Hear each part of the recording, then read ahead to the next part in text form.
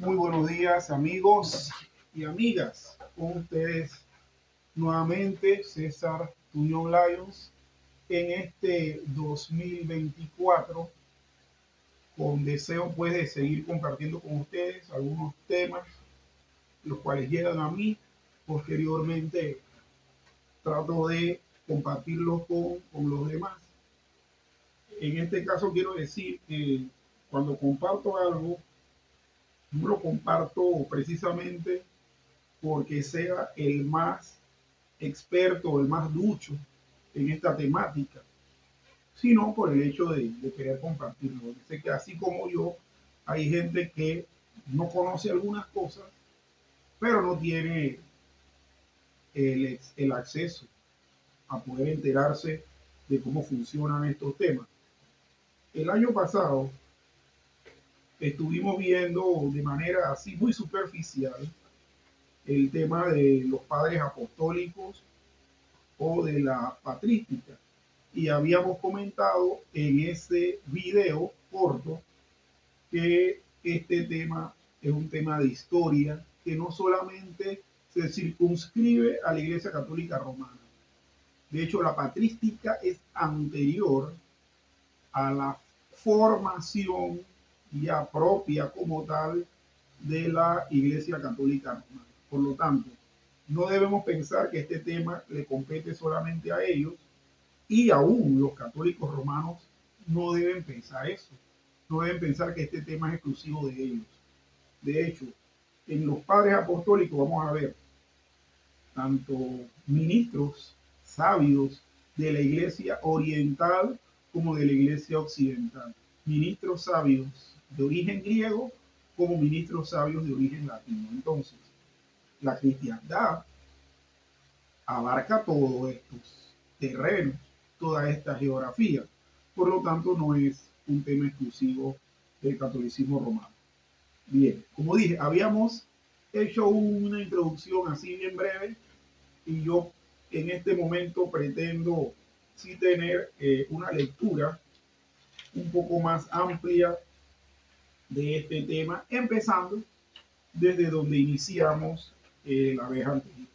Entonces, vamos a estar leyendo el capítulo del libro Lo mejor de los padres apostólicos, patrística, grandes autores de la fe, que es una obra compilada por Alfonso Ropero. Y vamos a empezar con la introducción que habla de los padres apostólicos, un primer eslabón en la gran cadena espiritual de la iglesia. El uso del título padre. El título honorífico de padre obedece a ideas tomadas de la vida común y de la cultura religiosa de la época. El padre es el progenitor de la familia, es cabeza a quien compete la preocupación por ella y su dirección. Durante un tiempo perceptible en el Antiguo Testamento, el padre hizo de sacerdote del culto doméstico, representante de Dios en la familia. Los patriarcas, por su parte, son los padres de la nación y los depositarios de la promesa, garantes del pacto con Dios. Socorrió Israel su siervo, acordándose de la misericordia, de la cual habló a nuestros padres, para con Abraham y su descendencia para siempre. Esto lo dice Lucas capítulo 1, versículos 54 y 55, y esto dentro de lo que es la temática de la narración del nacimiento del Señor. Interesante esto porque dentro de lo que es esta enseñanza de este evento cierto del nacimiento del Señor Jesucristo, se hace alusión a que Dios socorrió a Israel, su siervo. Y en este caso tenemos que entender que se está refiriendo a Jacob. Y por amplitud del término, posteriormente a la nación. Entonces dice, socorrió a Israel su siervo, acordándose de la misericordia de la cual habló a nuestros padres para con Abraham y su descendencia para siempre. La garantía de que Dios socorriese a Jacob en medio de la circunstancia que estaba teniendo fue el recordar y apelar a la misericordia que había tenido Dios con Abraham. Esa misericordia que tuvo con Abraham posteriormente se le pasó a Jacob, nombrado Israel, que también fue depositario de esa garantía del pacto que Dios había hecho con él. También vemos en el Nuevo Testamento a Pablo llamarse padre de los corintios, pero aquí surge un conflicto de conciencia. Cristo dice, no llaméis padre a nadie en la tierra. Bueno, y es por eso que precisamente estamos haciendo esta lectura introductoria para que veamos los inicios, los fundamentos, las bases de esta terminología y de esta temática. Del uso familiar, el nombre padre pasó a significar, por analogía, padre en sentido figurado, padre espiritual, pater neumáticos. Así vemos a Pablo llamarse padre de los corintios, a quienes engendró por el Evangelio. Y esto lo vemos en 1 Corintios 4, del 14 al 15. Padre espiritual viene a identificar al que educa, enseña y proclama el Evangelio, así como al que preside la comunidad. Hasta el siglo IV, el título de padre se aplica exclusivamente a los obispos.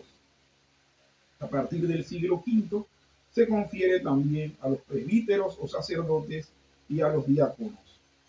También los superiores de los monasterios son llamados padres, en acepción directa del título arameo utilizado por Cristo para referirse a Dios, Abba, Abad. Pero aquí surge un conflicto de conciencia a los que han aprendido del labio de Cristo aquello que dice, no llaméis padre a nadie en la tierra, porque uno es vuestro Padre que está en el cielo. Mateo 23:9 cita esto. Ya Jerónimo advirtió que era una contradicción irreverente utilizar el título divino aplicado a un ser humano, siendo así que Abba en lengua hebrea y siriaco significa Padre, y nuestro Señor en el Evangelio ordena que a nadie debe llamarse Padre más que a Dios. No sé con qué licencia en los monasterios llamamos a otros o nos dejamos llamar nosotros mismos con este nombre, dijo San Jerónimo en su epístola a los Gálatas, capítulo 2. Pacomio, por su parte, dice, jamás pensé que yo era el padre de los hermanos, pues solo Dios es Padre. Vita Graeca Prima, 105.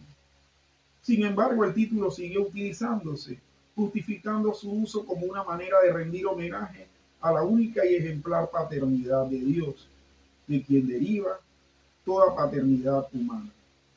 El apóstol Pablo se considera a sí mismo un padre espiritual, no solo respecto a los corintios, sino a individuos concretos como Onésimo y Timoteo. Te ruego por mi propio hijo Onésimo, que he engendrado en mis prisiones. Filipenses 1:10. Timoteo, verdadero hijo en la fe. 1 Timoteo 1:2.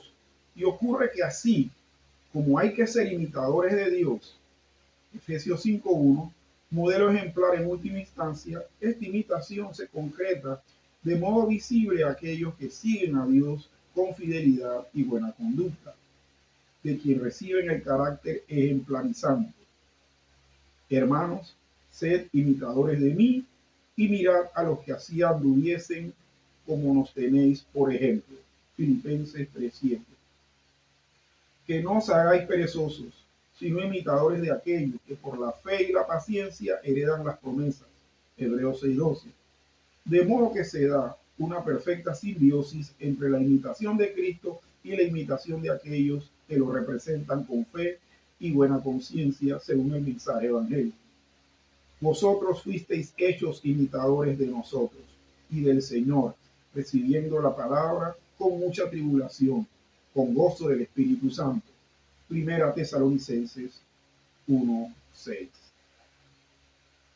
Así, padres de la iglesia es un concepto tradicional aplicado a aquellos escritores eclesiásticos garantes de las enseñanzas de los apóstoles, no infalibles, pues en todo momento se refieren y han de atenerse a la autoridad superior y última de las sagradas escrituras, la regula fidei del cristianismo.